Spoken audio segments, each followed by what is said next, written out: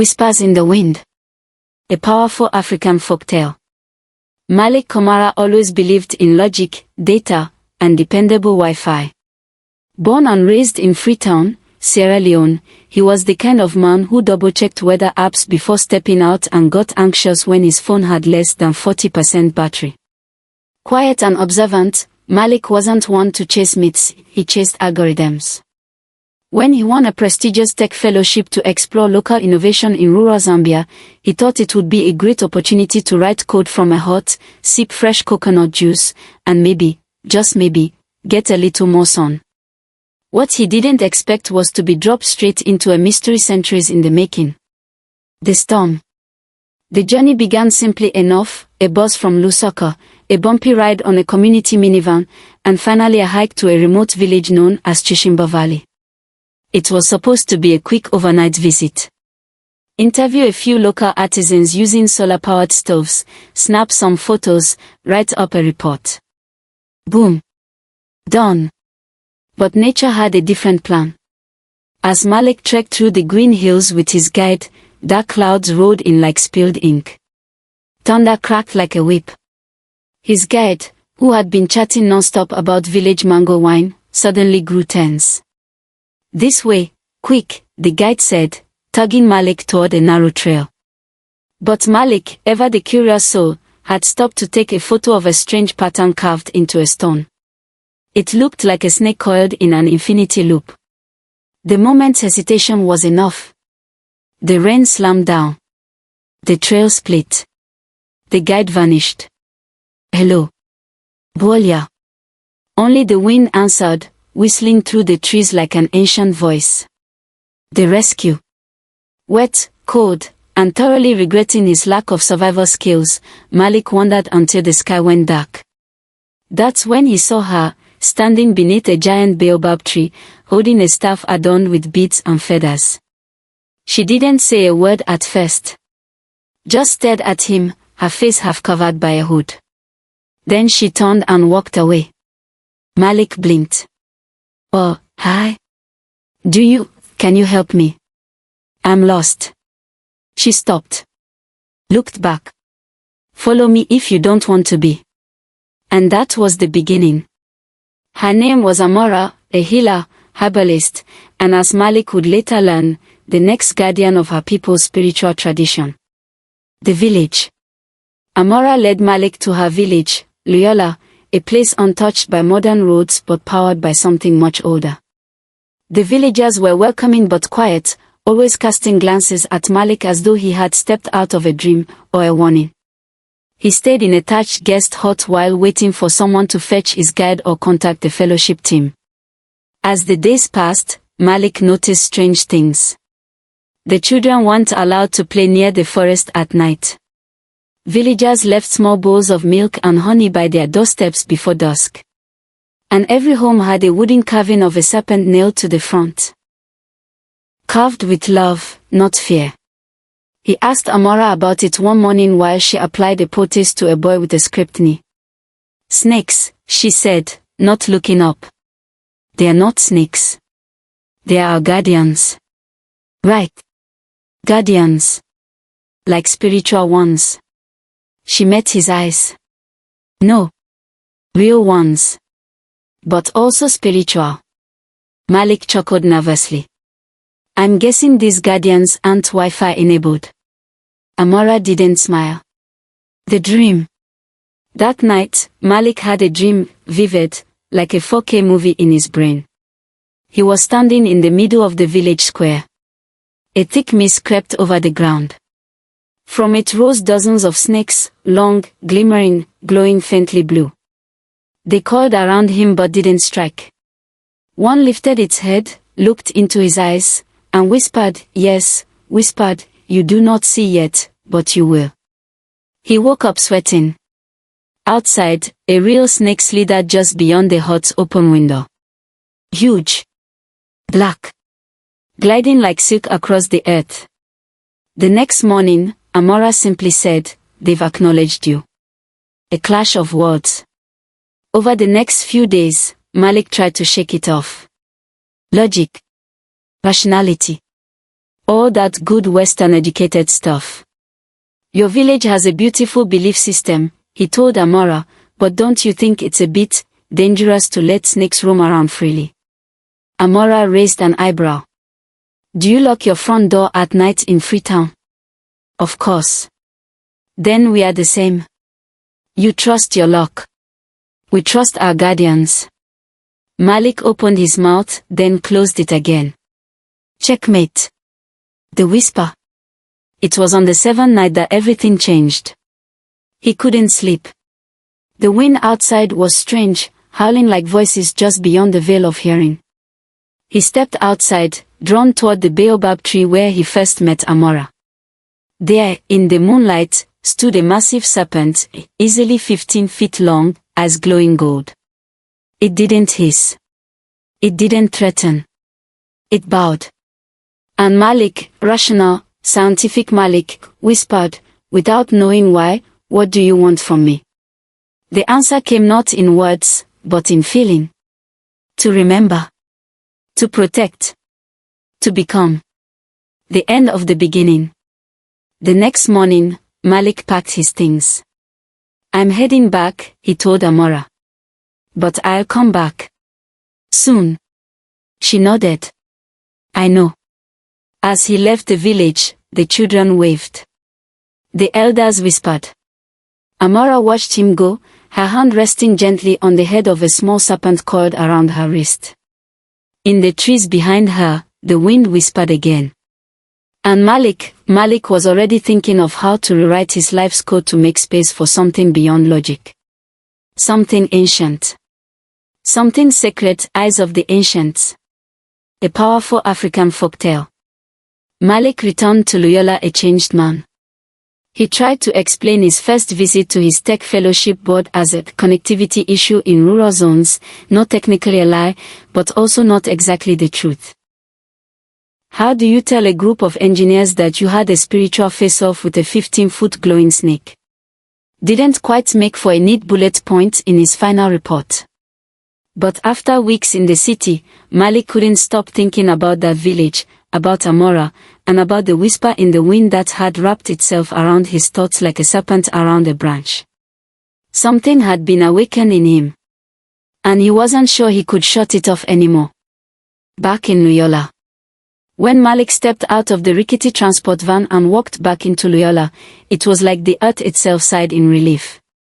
The air felt thicker, more alive. The villagers greeted him with familiarity, but this time, respect tinted their smiles. Not because he was foreign, or educated, but because the guardians had marked him. Amora met him near the baobab tree. No words were exchanged.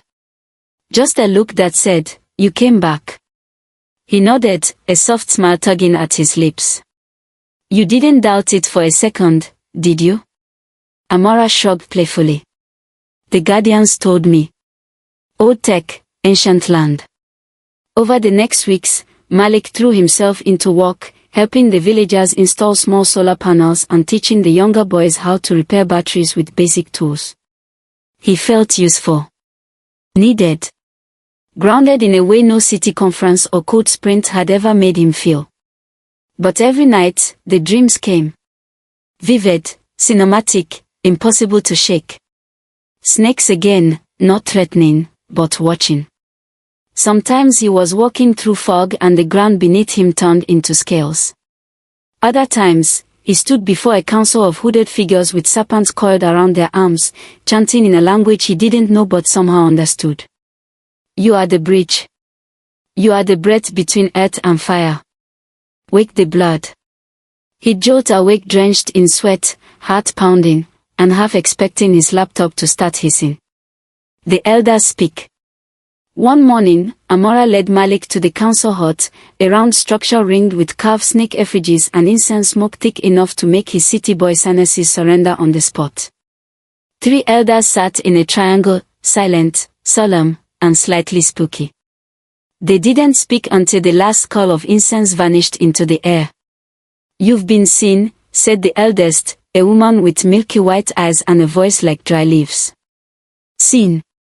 Malik asked, adjusting his glasses like that would help him understand mysticism better. You were not just brought to us by the storm, another elder added. The Serpent Guardians chose you. You are 1 foot in the old world, and 1 in the new. Malik looked at Amora. She nodded slowly. You're being called, she said gently. To help us, protect the sacred grounds. Malik raised a brow. You mean, like, a spiritual security consultant? One elder chuckled, the ancient version of a mic drop. The bloodline secret. That night, Amara took Malik for a walk beneath the stars. The forest hummed with life, and somewhere in the distance, a serpent hissed softly. I didn't tell you before, she said, because I didn't know if you'd believe me. Or stay. Try me. I'm the last of the guardian bloodline, she said. My grandmother was the high keeper. My mother died before she could pass on the right. So it skipped, until now. She looked up at him, eyes gleaming in the moonlight. The snakes are waking because something's threatening the land. Something deep. Hidden. Even I don't fully understand it. Malik exhaled slowly. Why me? Amora smiled sadly. Because the guardians don't care where you're from. Only who you are underneath. The broken ground. It started subtly. Cattle refused to graze near the northern hills. Birds stopped flying overhead. Even the air smelled off. Then came the earth tremors. Small at first, like the land stretching in its sleep. But soon they became strong enough to rattle windows and knock down spice jars. Amora looked worried. The elders began fasting. And Malik began to hear whispers when he was awake. Once, while adjusting a solar inverter by the well, he distinctly heard a voice behind him say, "It's buried. Wake it." But when he turned around, no one. Even his laptop screensaver glitched into a pulsing snake pattern. Now that was just rude. The vision. After a sleepless night, Malik wandered into the forest. The mist was back, heavier than ever. He stumbled into a clearing he hadn't seen before, where the trees bent inward, forming a perfect circle. At the center, a giant stone idol of a serpent, cracked down the middle. Malik touched it. Instantly, his body froze. His vision blurred. He saw flashes. A foreign machine, drilling deep into the earth. A black mist, leaking out like spilled ink. A child, marked with snake tattoos, crying under a blood-red moon. Amora, surrounded by fire, standing defiant. He collapsed. When he awoke, Amora was there, holding his head. You saw it, she whispered. He nodded, shaken. It's coming, she said. And you're not just a bridge anymore, Malik. You're a guardian now, too. The Forbidden Path. A powerful African folktale. The winds had changed. Even the birds could feel it. They no longer sang at dawn. The air in Luyola hung heavy like it was holding its breath, waiting. Waiting for something to break. Malik had never felt this kind of pressure, not in boardrooms, not in server outages, not even during final exams when his Wi-Fi cut out mid-submission. No, this was different. This was ancestral. And it all started with the cave. The discovery. It was supposed to be a simple trek to fix a broken water pipe. But while scouting near the base of Serpent Hill, Malik's foot sank into the earth, soft from recent tremors. The ground gave way, swallowing him into darkness. Luckily, the fall wasn't deep, just dramatic. He landed in a hidden cavern, cool and echoing with the sound of ancient breath. The first thing he saw. Murals. Glorious, centuries-old paintings on the walls, glimmering with faded gold and ash-colored pigment. They showed guardians, human and serpent, side by side in battle against black, shadowy beasts. Each guardian bore a different tribal mark, proof that this wasn't just one culture's tale. It was Africa's story, braided from many threads. There were sacred relics too, carved staffs, beaded necklaces that pulse faintly, and scrolls made of bark sealed in jars of serpent-shaped clay. And at the very end of the cave, embedded into the wall itself, was a giant mirror-like stone, smooth, reflective, and somehow alive. When Malik touched it, the stone shimmered. He saw fire. He saw a man in a suit, laughing as machines tore through trees. He saw villagers crying. And he saw Amara, on her knees, whispering a prayer in a language Malik didn't know but felt in his bones. The investor. 2 days later, he arrived. Julius Renault. A sleek, silver-tongued man in expensive shoes and sunglasses that never came off. He called himself an eco-resort visionary. He came with glossy brochures and promises of jobs, schools, solar lighting, all tied up in a resort plan that included spa lodges, ATV tours, and a private jet landing strip right next to the sacred forest. Some villagers were enchanted. Progress, cried one. Tourism money, shouted another. But others were not impressed. Especially Amara's uncle, Jabari, the village's head warrior and last living guardian from the old rites. The village meeting. It was a heated gathering under the council tree. Julius presented blueprints and a slideshow. Malik, awkwardly seated between the tech projector and an elder chewing cola nuts, felt like he was back in a startup pitch room. Only now, the stakes were sacred. This development will elevate Loyola to the world stage. Julius declared. It's time your beauty was shared, not buried. Jabari stood, his voice deep as thunder. The guardians do not seek fame. They protect what must never be disturbed. Amara said nothing, watching both sides. Then everyone turned to Malik. The outsider who knew tech. Who had seen the cave. Who had touched the stone. Speak, Jabari said. Malik stood. Torn. On one hand, Julius was offering opportunity, exposure, digital infrastructure. On the other, he couldn't ignore the visions, the cave, the living energy of the land itself. I believe in progress, Malik said slowly. But not at the cost of erasing what we don't yet understand. Whispers. A few cheers. A few groans. But the seed of doubt was planted. Whispers in the night. That night, Malik's dreams returned, but now, angrier. The cave was on fire. The mirrors melted like wax. The guardian snakes twisted in agony. A voice roared. You opened the path. You must choose. He woke up gasping, clutching his chest. Outside his hut, a real snake waited in silence, its eyes glowing. It didn't strike. Just stared. Then slithered off toward Serpent Hill. Amara's secret plan. The next morning, Amara took Malik into the forest. There's something I haven't told you, she said, voice tight. There's more. Malik half joked. This land, it's not just sacred. It's sealed. They arrived at a strange circle of stones etched with ancient runes. In the center, a mound covered in ash and bone. Our ancestors didn't just protect the land. They bound something beneath it. Something old. Something hungry. Malik blinked. And Julius wants to build a massage center over it. Amara didn't smile.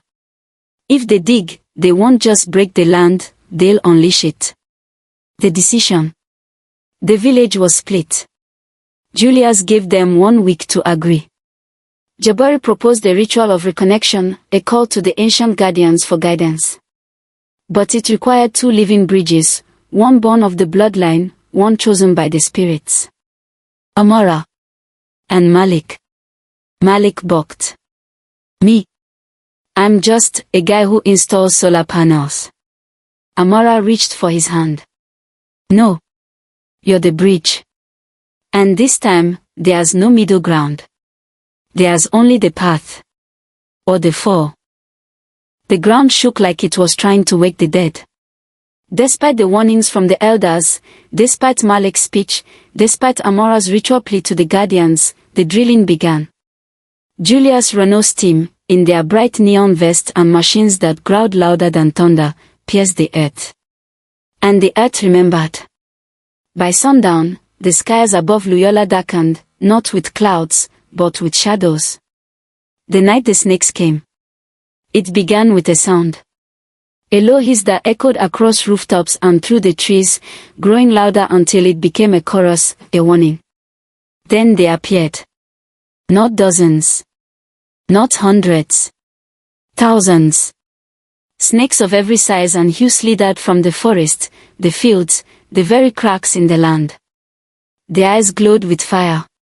Their bodies moved in hypnotic patterns that twisted through the village like a living river. Some villagers screamed. Others dropped to their knees in prayer. Fires broke out without cause. Cattle dropped dead. A strange sickness spread like smoke, people collapsed, muttering about dreams and burning thrones.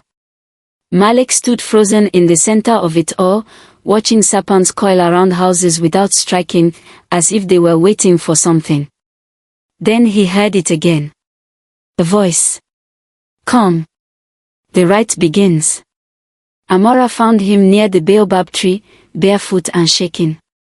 It's time, she said, holding two ancient tokens, a serpent form carved from obsidian and a bowl filled with a thick red paste made from roots and sacred herbs.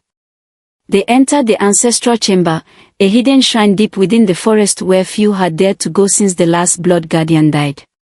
Jabari, now gravely ill from the spiritual sickness, blessed them with his remaining strength.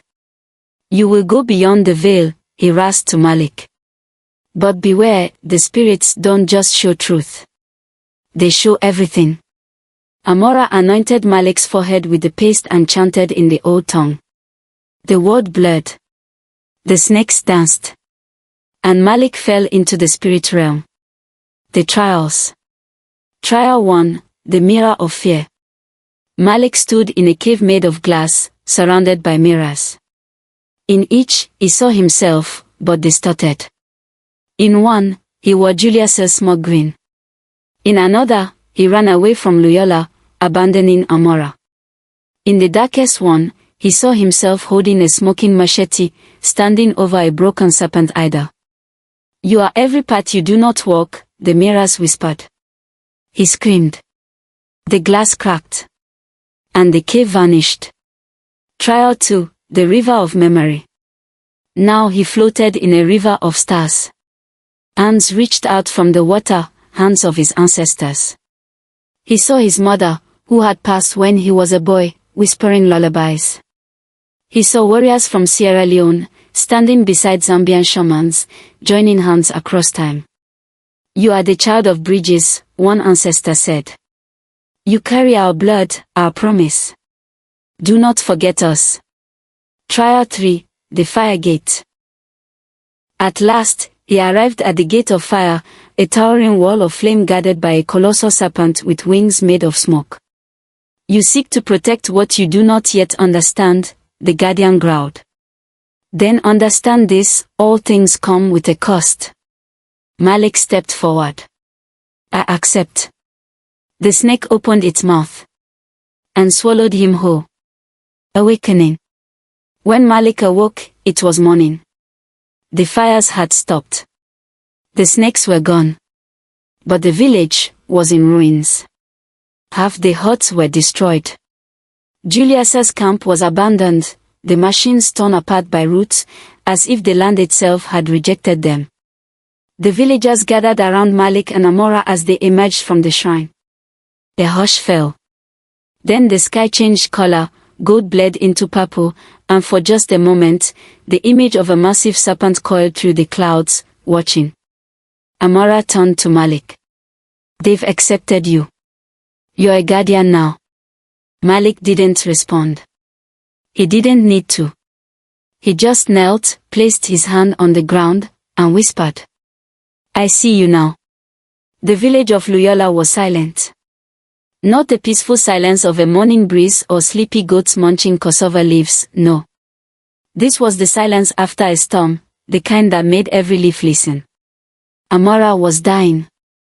She lay still in the sacred hut, her skin pale, her breathing shallow. The rite had taken nearly everything from her, body, soul, and spirit.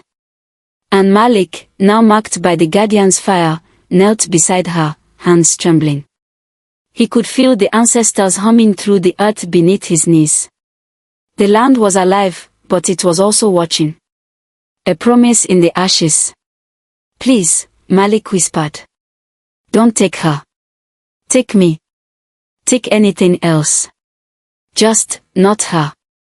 From the doorway, Elder Jabari stood supported by his staff, his voice hoarse but clear. The rite is not a trait, he said. It is a rebirth. She is between this world and the next. If you want her to return, you must finish what she started. Malik nodded. He rose. Walked out into the heart of the broken village. And called to the sky. The rise of the guardians. They came not with hiss or fury, but with purpose. From every shadow, from every tree, from beneath the soil, the serpent guardians returned. Their bodies shimmered with moonlight. Their eyes were not cruel, but curious. The villagers gathered, quiet and afraid.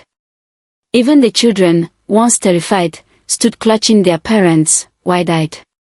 Malik stepped forward, arms bare, the mark of the serpent glowing faintly across his forearm. He spoke not in their tongue, but from the soul. I do not ask for your mercy. I ask for your truth. Judge me. Judge us all. And tell us what must come next. The largest serpent, its scales gold like sun-dried honey, lifted its head. And in the wind, a voice answered. You remember us.